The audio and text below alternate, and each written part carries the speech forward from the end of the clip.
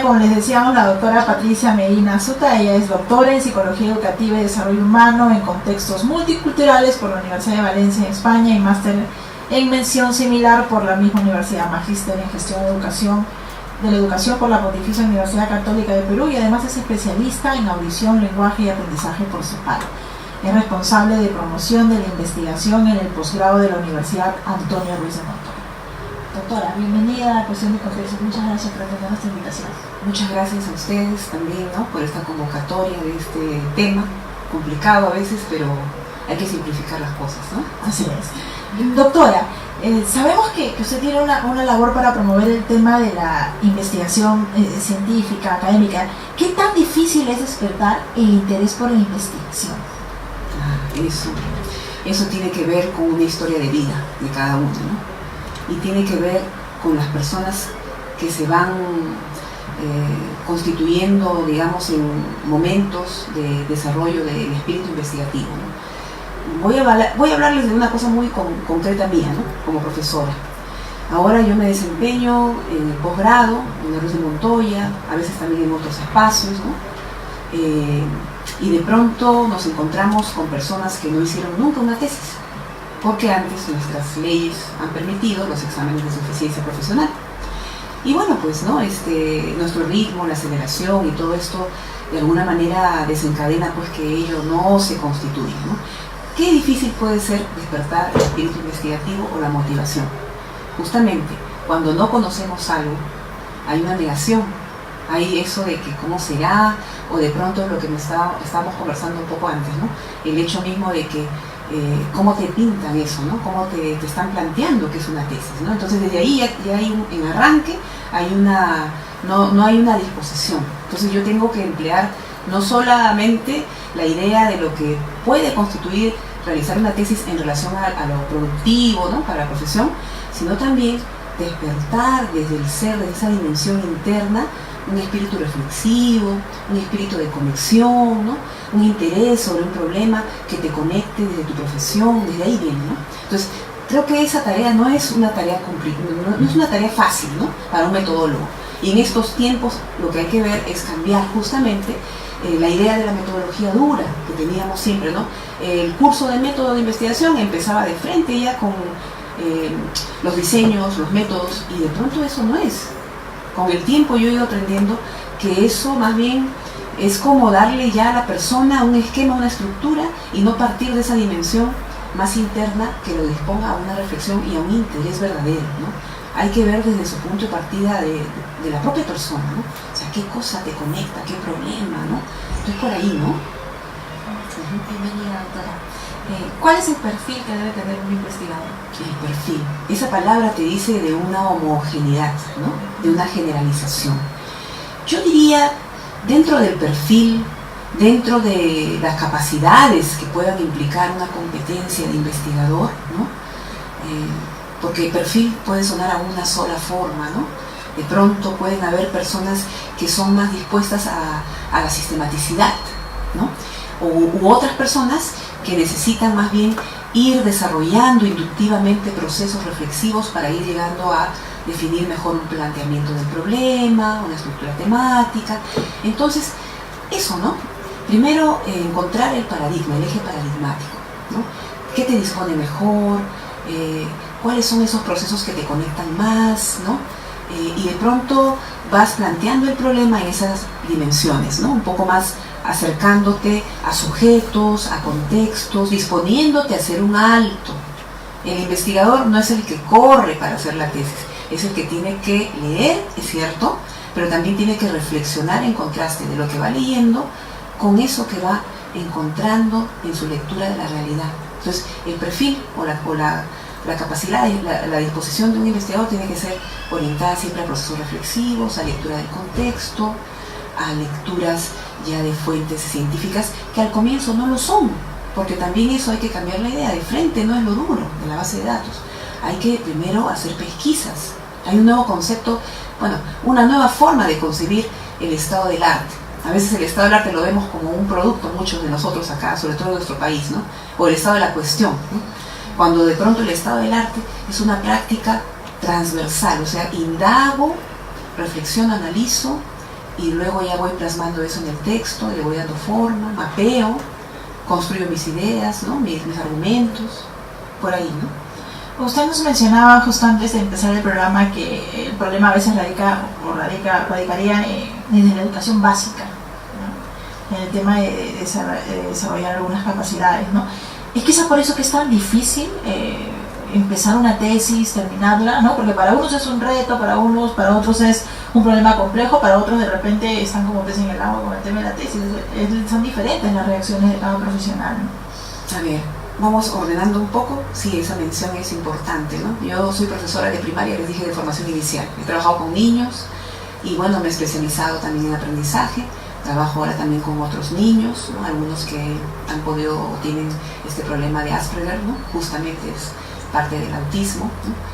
Y lo que yo me doy cuenta, tanto en niños como en adultos que tengo ahora, que es la capacidad del pensamiento crítico, reflexivo, argumentativo, el que de pronto no es que no lo tengamos, sino no estamos reconociendo, identificando los mecanismos de manera consciente. Eso es la metacognición, de manera consciente de lo que podemos hacer y hacer uso de ellos, ¿no? Entonces, eso creo que es lo que me inquiere en mí, ¿no? O sea, básicamente entender que desde la escolaridad, ¿no? De inicio, de pronto hemos hecho cosas, hemos aprendido, hemos forjado toda una serie de productos académicos que han tenido que ver con criticidad, con argumentación, pero de pronto no hemos sido muy conscientes del proceso y de los mecanismos para luego utilizar o reutilizarlos y mejorarlos en otros desempeños, como cuando se hace una tesis.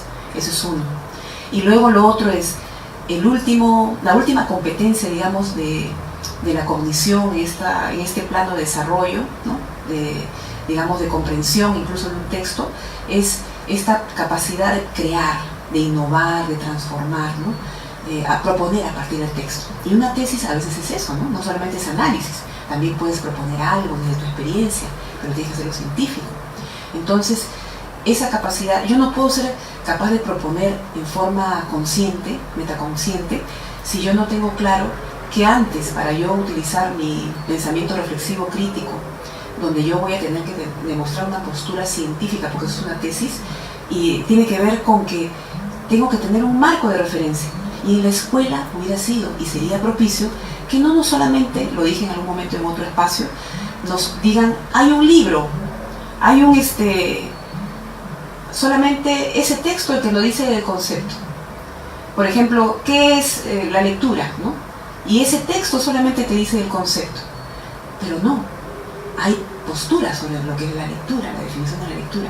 De repente alguien con un eje paradigmático mucho más racionalista, otro con un eje paradigmático mucho más cualitativo, de comprensión, ¿no? Otro más crítico, cuestionador, etcétera, ¿no? Entonces, si eso desde la escuela nos darían esa capacidad, digamos, más consciente de que hay muchas formas de proponer las ideas, entonces el joven, el niño, ¿no? El joven, el adolescente, el adulto estaría en esa ruta de que hay A, B, C, D. Y entonces yo, ¿cuál voy a defender y por qué? Y ahí viene la construcción argumentativa. Eso de la escuela básica. Sí, hay mucho que de repente precisar, reformar, modificar, ¿no? Sí, implementar el currículum, ¿no? Yo creo que ahora yo estoy escribiendo sobre eso un poco, ¿no?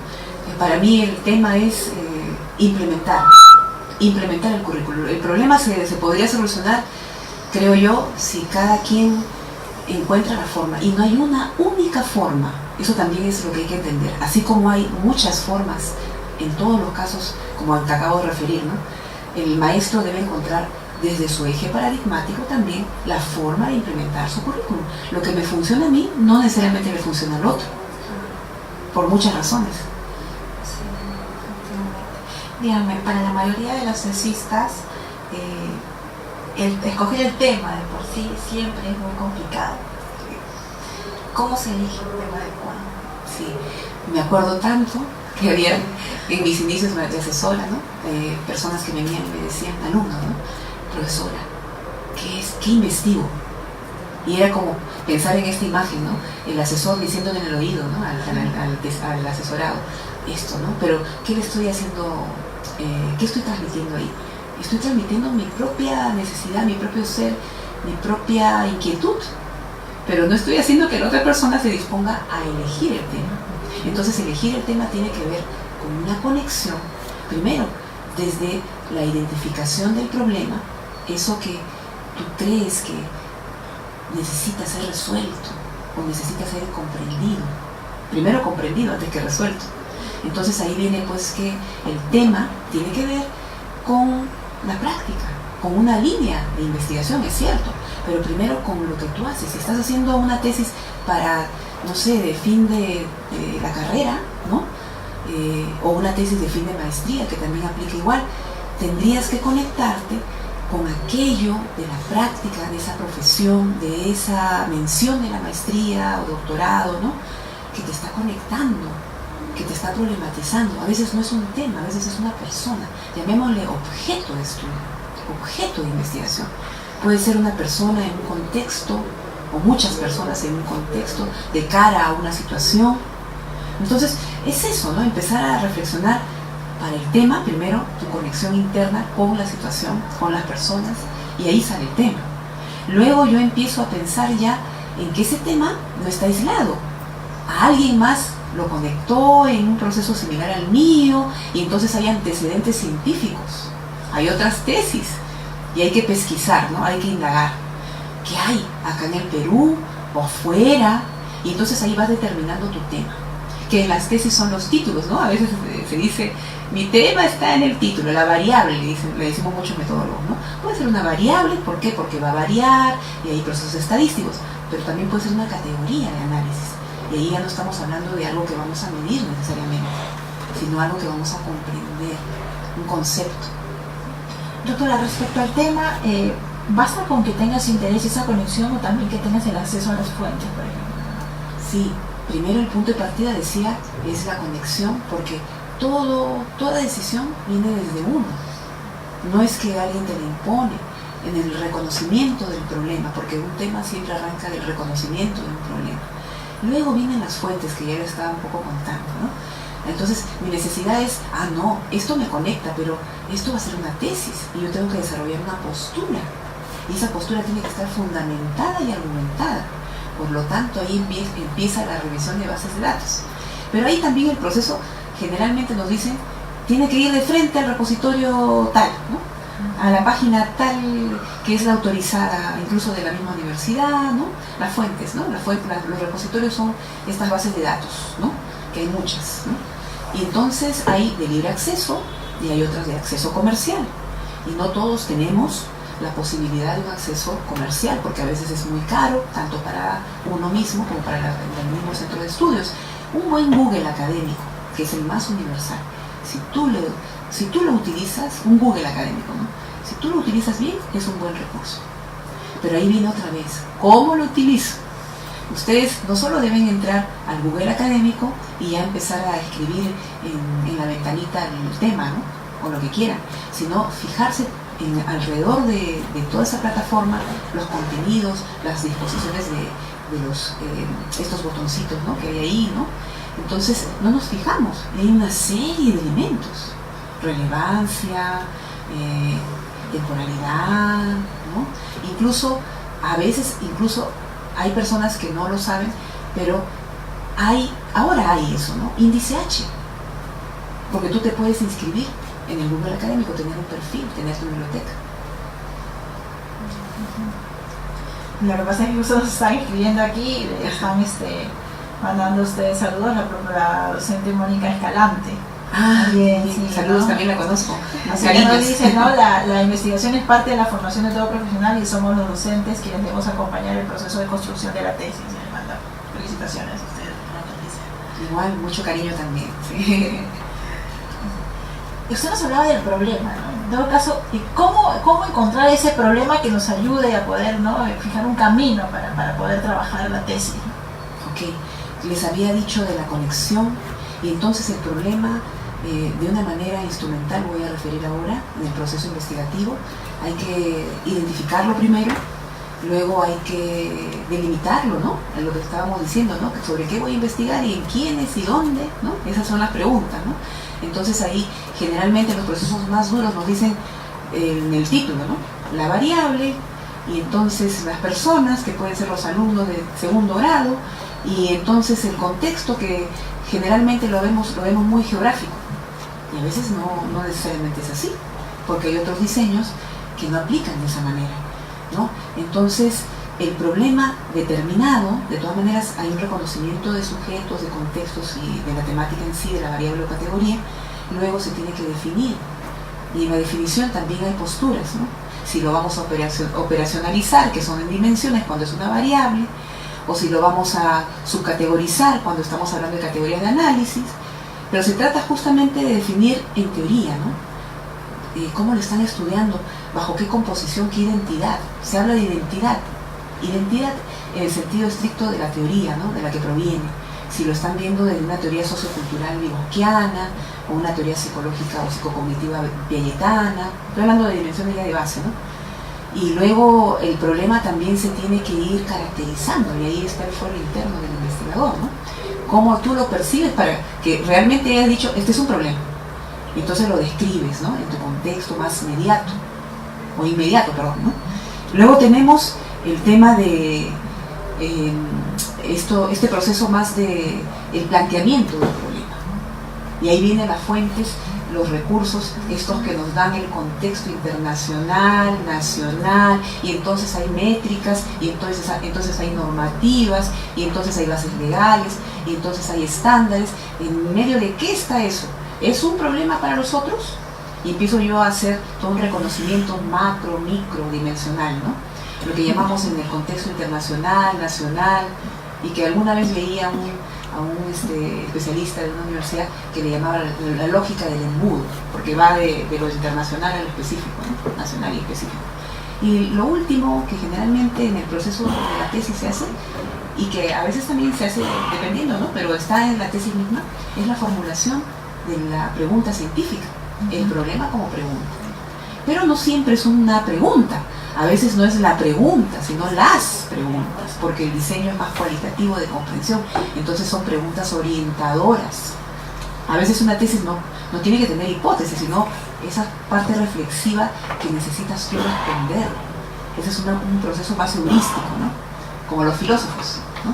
Y empiezas a hacerte varias preguntas, y eso también puede estar en el planteamiento del problema, no solamente una formulación tan estricta como una correlación, ¿no? Por ejemplo, ¿qué relación existe entre A y B? No necesariamente eso.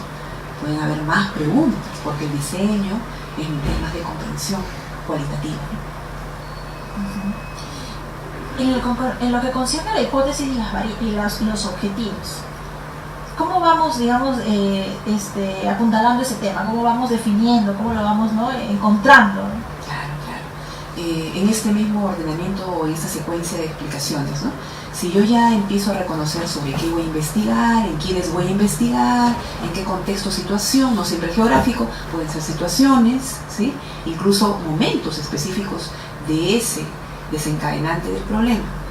Entonces, yo ya he hecho mi reconocimiento de dudas, inquietudes, pero claro, si nosotros estamos reconociendo algo que necesita ser estudiado, hay un punto de partida de saberes previos que yo tengo de eso.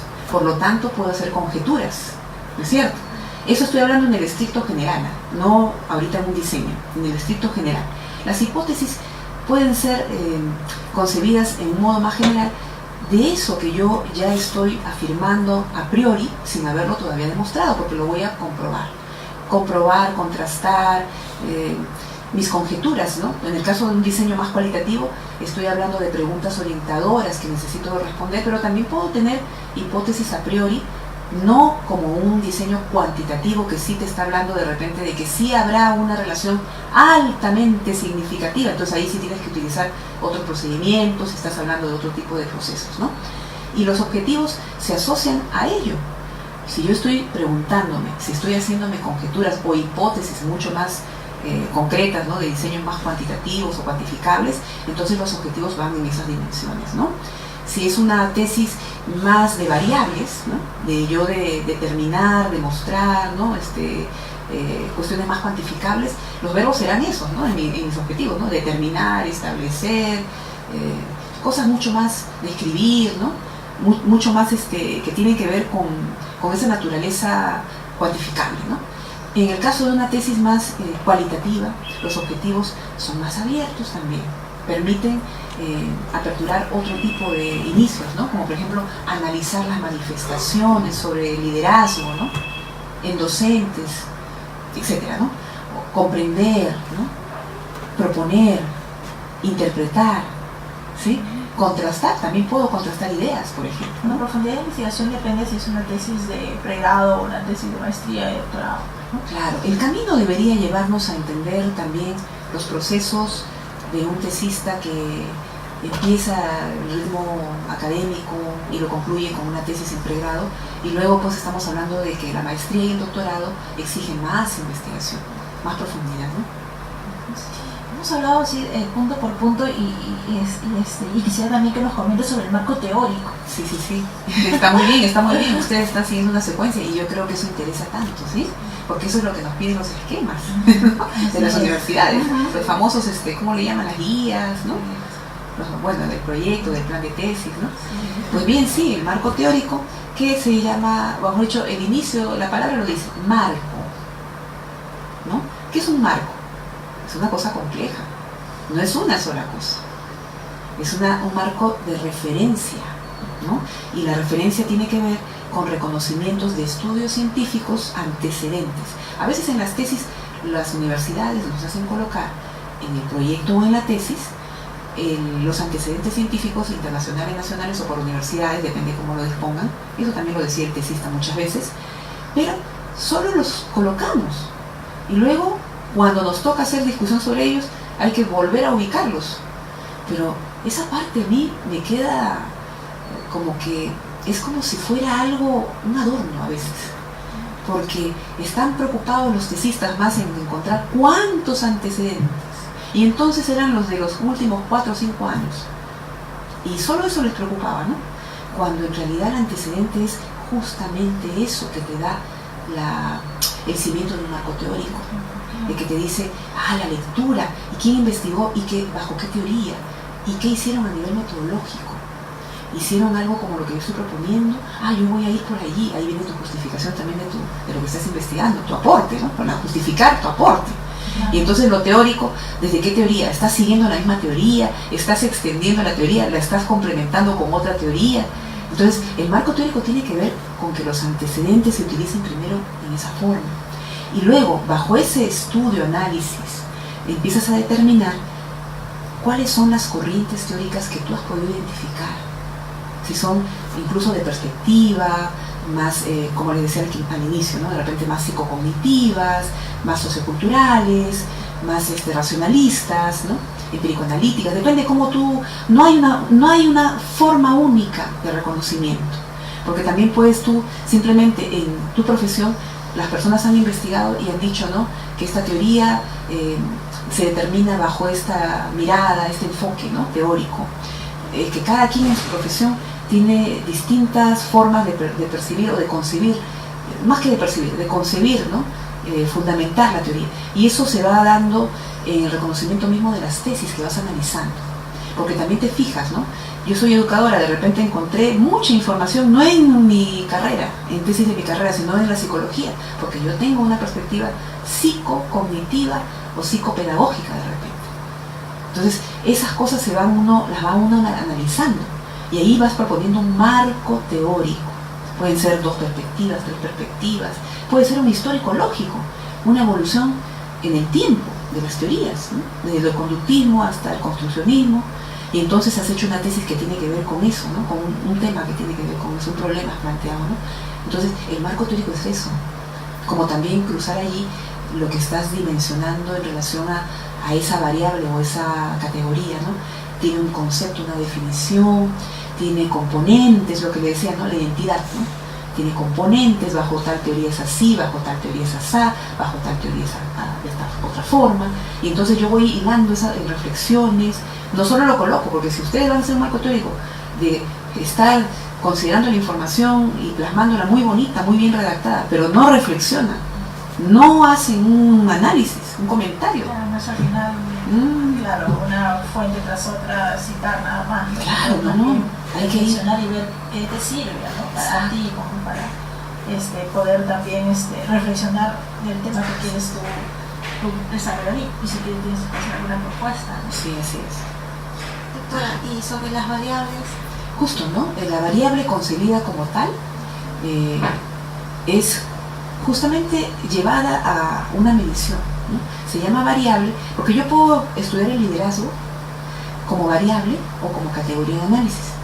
Si yo la propongo como variable, ya estoy entrando en un diseño metodológico que me va a llevar a una medición, a determinar una medida, porque la variable, el nombre lo dice, ¿no? Varía. Ese problema que he transformado le he dado ese manto de referencia metodológica de variable, entonces voy a utilizar técnicas, instrumentos que me van a permitir hacer procesos estadísticos probablemente, ¿no? De acuerdo a los objetivos. Esa es una variable, ¿no? A diferencia de lo que es una categoría, que no necesariamente, ¿no? No estamos hablando de procesos de medición estricta, ¿no? Claro, una investigación cuantitativa y cualitativa. En algunas universidades, por ejemplo, dicen no, preferimos la cuantitativa y no la cualitativa. Pero a veces también puede haber una mixtura de ambas, ¿no? Sí. Cuéntanos, explícanos un poco más sobre este tema de este tipo de investigaciones. Sí, ese es un conflicto permanente, sobre todo aquí en nuestro país, ¿no? Donde estamos, bueno, yo no diría todas, ¿no? La gran mayoría de universidades tenemos históricos de variables, ¿no? De cuantificaciones, de metodologías cuantitativas, ¿no? Y lo cualitativo exige, pues también, hay que entender también la otra parte de nosotros, de nuestro contexto y cultura, ¿no? Investigar exige lectura, tiempo, reflexión, y de cara a nuestra práctica actual, profesional, familiar, en lo cotidiano, no nos estamos disponiendo de esa dimensión muchas veces. Imagínense para hacer un proceso investigativo.